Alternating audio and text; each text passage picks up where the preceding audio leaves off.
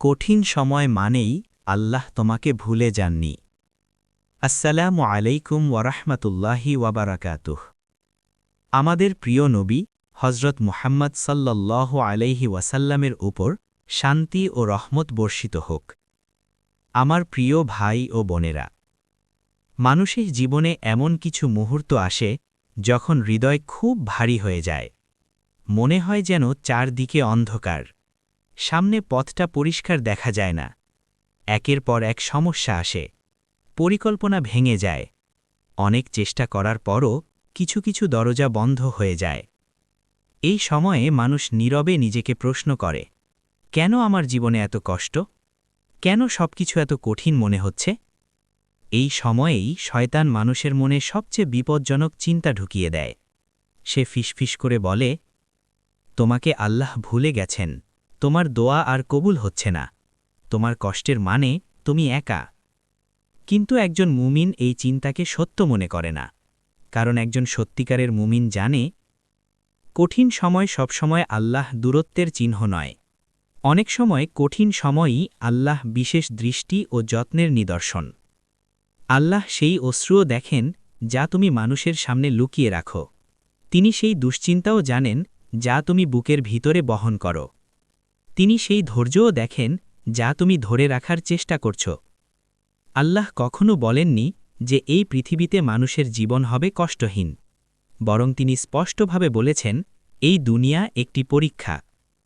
আল্লাহ কুরআনে বলেন, নিশ্চয়ই আমি তোমাদের পরীক্ষা করব ভয়, ক্ষুধা, সম্পদের ক্ষতি, জীবন ও ফল ফসলের ক্ষতির মাধ্যমে, আর ধৈর্যশীলদের সুসংবাদ দাও। এই আয়াত আমাদের মনে করিয়ে দেয়, পরীক্ষা জীবনের একটি স্বাভাবিক অংশ। এটি কোনো দুর্ঘটনা নয়, এটি আল্লাহ পরিকল্পনার অংশ। আমার প্রিয় ভাই ও বোনেরা, মানুষের দুঃখের একটি বড় কারণ হল মানুষ মনে করে জীবন সবসময় সহজ হওয়ার কথা ছিল।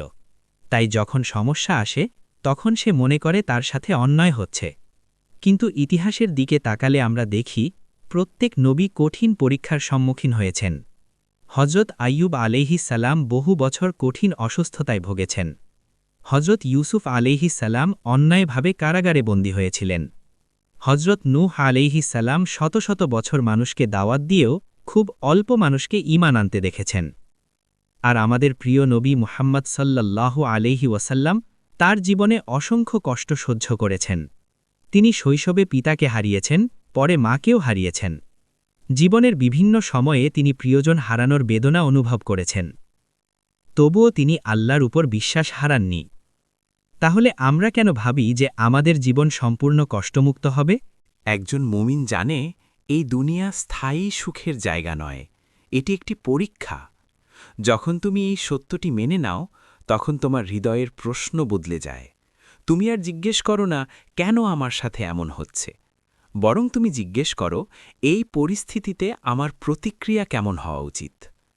এই পরিবর্তন হৃদয়ে শান্তি এনে দেয়। আমার প্রিয় ভাই ও বোনেরা, নিজের জীবনের দিকে একটু ভালো করে তাকাও। যে মুহূর্তগুলো তোমাকে সবচেয়ে বেশি শক্ত করেছে, সেগুলো কি সহজ দিন ছিল? না, সেগুলো ছিল সেই দিনগুলো যখন তুমি কেঁদেছিলে, অপেক্ষা করেছিলে এবং ধৈর্য ধরেছিলে। কঠিন সময় মানুষকে পরিবর্তন করে। কষ্টের মাধ্যমেই মানুষ ধৈর্য শেখে, কষ্টের মাধ্যমেই মানুষ অন্যের কষ্ট বুঝতে শেখে, আর কষ্টের মাধ্যমেই মানুষ আল্লাহর উপর ভরসা করা শেখে। যদি জীবন সবসময় সহজ হতো, তাহলে মানুষ দুনিয়ার সুখে এতটাই ডুবে যেত যে সে তার সৃষ্টিকর্তাকে ভুলে যেত। কষ্ট অনেক সময় মানুষের দৃষ্টি আবার আল্লাহর দিকে ফিরিয়ে দেয়। যখন সবকিছু ভালো থাকে, তখন অনেক মানুষ আন্তরিকভাবে দোয়া করতে ভুলে যায়। কিন্তু যখন সমস্যা আসে, তখন মানুষ আল্লাহর সাথে সত্যিকারের কথা বলে। এই দোয়া আর এই কান্না আল্লাহর কাছে খুব মূল্যবান। আমার প্রিয় ভাই ও বোনেরা, ইসলামে ধৈর্যের গুরুত্ব অত্যন্ত বড়। ধৈর্য দুর্বলতার চিহ্ন নয়, ধৈর্য হল হৃদয়ের শক্তি। ধৈর্য মানে হল তুমি আল্লাহর পরিকল্পনা পুরোপুরি বুঝতে না পারলেও তার উপর বিশ্বাস রাখো। তুমি কষ্ট পেতে পারো, তুমি ক্লান্ত হতে পারো, তুমি বিভ্রান্ত হতে পারো, কিন্তু তুমি আল্লাহর উপর আশা হারাও না। অনেক মানুষ মনে করে ধৈর্য মানে কিছু না করা, কিন্তু এটা ভুল ধারণা। ধৈর্য মানে তুমি চেষ্টা চালিয়ে যাবে এবং একই সাথে তোমার হৃদয় শান্ত রাখবে। তুমি সমাধান খুঁজবে, চেষ্টা করবে, পরামর্শ নেবে এবং আল্লাহর কাছে দোয়া করবে, কিন্তু তুমি হতাশ হবে না। কখনো ধৈর্য মানে অপেক্ষা করা। তুমি কোনো গুরুত্বপূর্ণ বিষয়ে দীর্ঘদিন ধরে দোয়া করছো, কিন্তু উত্তর আসতে দেরি হচ্ছে। দিন যায়, মাস যায়, কখনো কখনো বছরও চলে যায়। তখন মানুষের মনে সন্দেহ জন্মায়, আমার দোয়া কি আদৌ কবুল হচ্ছে? কিন্তু মনে রাখতে হবে, আল্লাহ কখনো কোনো দোয়া উপেক্ষা করেন না। কখনো তিনি সঙ্গে সঙ্গে দান করেন, কখনো পরে দেন, কখনো এর চেয়েও ভালো কিছু দেন। দেরি মানে প্রত্যাখ্যান নয়। অনেক সময় দেরি মানেই রহমত। আমার প্রিয় ভাই ও বোনেরা, জীবনের অনেক পরীক্ষা মানুষের হৃদয়কে পরিশুদ্ধ করে। যেমন পানি শরীরকে পরিষ্কার করে, তেমনি পরীক্ষা মানুষের হৃদয়কে পরিষ্কার করে। অহংকার, গর্ব এবং দুনিয়ার প্রতি অতিরিক্ত আসক্তি ধীরে ধীরে দূর হয়ে যায়। পরীক্ষা মানুষকে নম্র করে। যখন মানুষ সবকিছু সহজে পেয়ে যায়, তখন সে মনে করে সবকিছু তার নিয়ন্ত্রণে। কিন্তু যখন পরীক্ষা আসে, তখন সে বুঝতে পারে আল্লাহ ছাড়া সে কিছুই নয়। এই উপলব্ধি মানুষকে আবার আল্লাহর দিকে ফিরিয়ে আনে। কষ্ট মানুষের চরিত্র উন্নত করে।